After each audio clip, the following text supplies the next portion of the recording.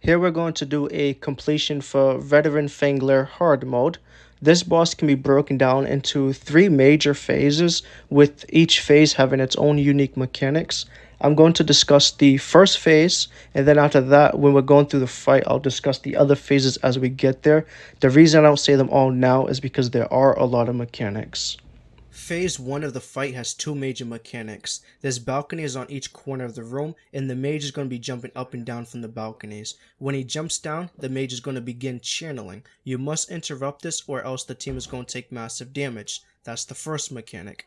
The second mechanic is that when the dragon in the middle reaches 85, 75, 65, and 55% health, he is going to spawn an active crystal.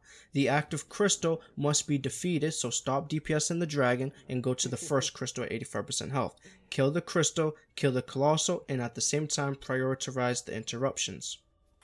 Okay, so let's start the fight and begin phase 1. Keep an eye on the mage and watch where he goes. He's right there, he's already channeling, so I go get the interrupt. That's mechanic 1 for phase 1, is interrupts. There's also those green shocks that you see on the tank. You can help the tank out and DPS those down. It does help the tank a lot. I still keep an eye on the mage to the top left. I see he jumps down and then I interrupt him. The dragon in the middle is getting close to 85% health, which is the second mechanic in which we spawn a active crystal. The mage jumps down, we now have an active crystal.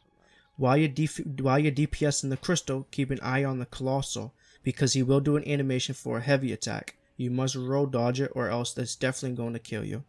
At the same time, you can see the mage is still doing his interrupt mechanic. Get the interrupt, finish off the crystal, and then kill the colossal. That's also the order of prioritization.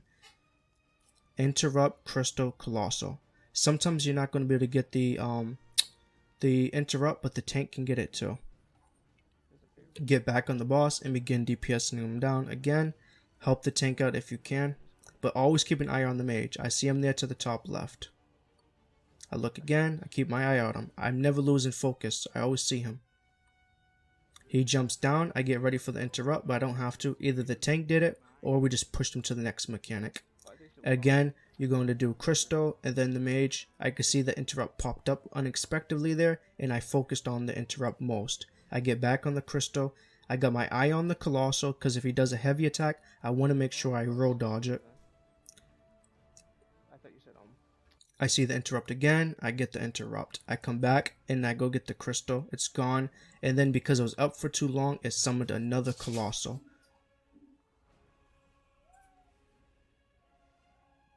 Colossal's done, I go back to getting the boss, I see the interrupt right there, but the tank can get that one.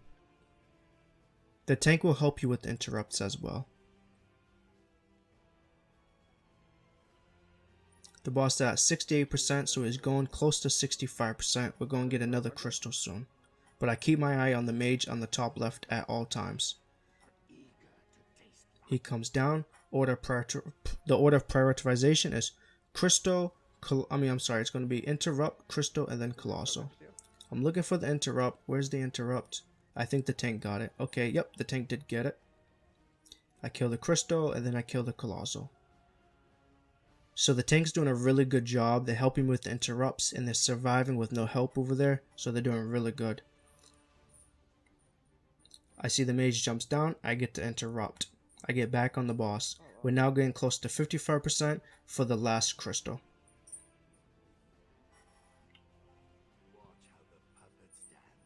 Mage comes down. We have an active crystal. Now we're going to defeat the active crystal.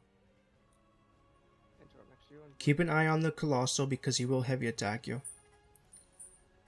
Yep, roll dodge it, get back on the crystal, and then take out the colossal. I believe the tank did get another interrupt while I was doing this. Like I said, the tank did a really great job. Keep an eye on the mage. I see him there to the top left. Keeping an eye on him at all times. He jumps down, but I already see him, so Get away from that wall. we're on to the interrupt really fast. No, I just meant the Now we're going to move into phase 2 of the fight when the boss reaches 45%. At phase 2 of the fight, that means the mage right there, he's going to spawn a complete wall. You can see the complete wall right there. But on top of that, we get the helper. You see him there, the gold appearance. That's a safe wall. We get behind it and it's going to save us. So pretty much for phase 2, we're going to DPS down the boss until he gets close to 0%. And the whole time there's going to be a complete wall trying to destroy us. If you touch the wall, the ghosts are going to kill you. So you always go behind the gold wall. That's your safe zone. And that will be it for the entire phase 2. That's pretty much the same thing over and over again. But when the boss gets close to 0%, he's going to get healed by the mage. And then he's going to go into the last phase. He's going to heal all the way back up to 51% and then go into the last phase.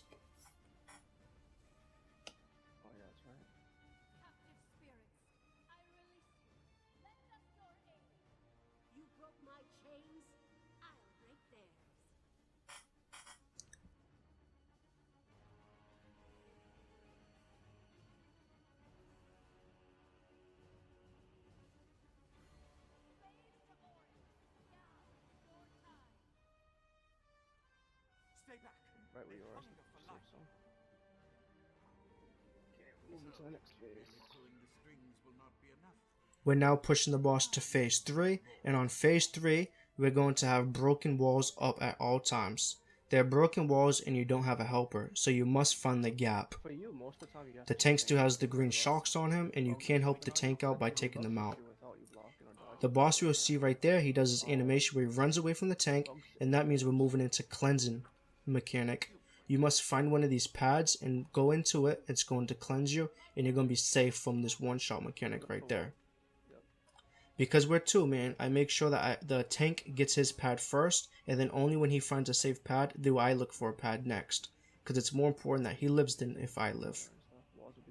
Also, Colossals will constantly begin spawning throughout the fight, and then we gotta take them out, or else they will become overwhelming.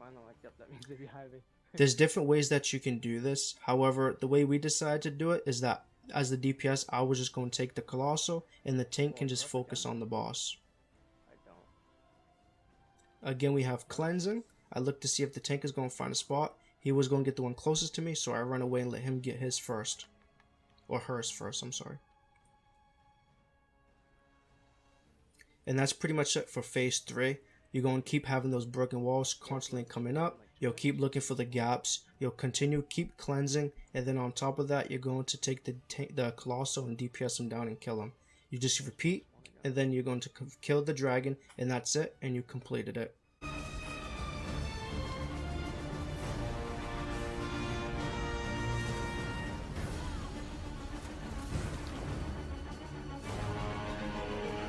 Cleanse. Cleanse right next to you.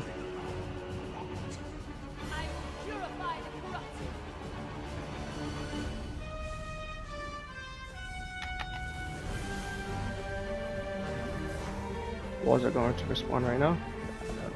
Right behind the dragon.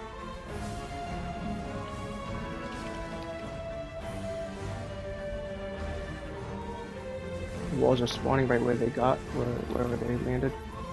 That makes sense.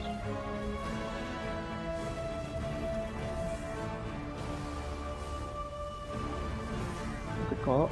Cleansing. Shed your flesh, and the agony will end. I will purify the corrupted. Oh shoot, good call. I forgot about walls.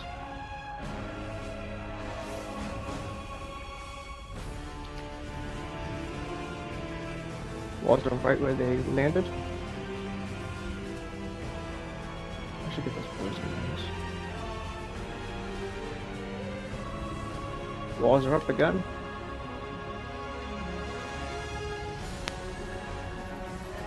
Yeah. Okay. I'll jump out. Oh, I didn't want to use ulti yet. Oh shit. Ooh.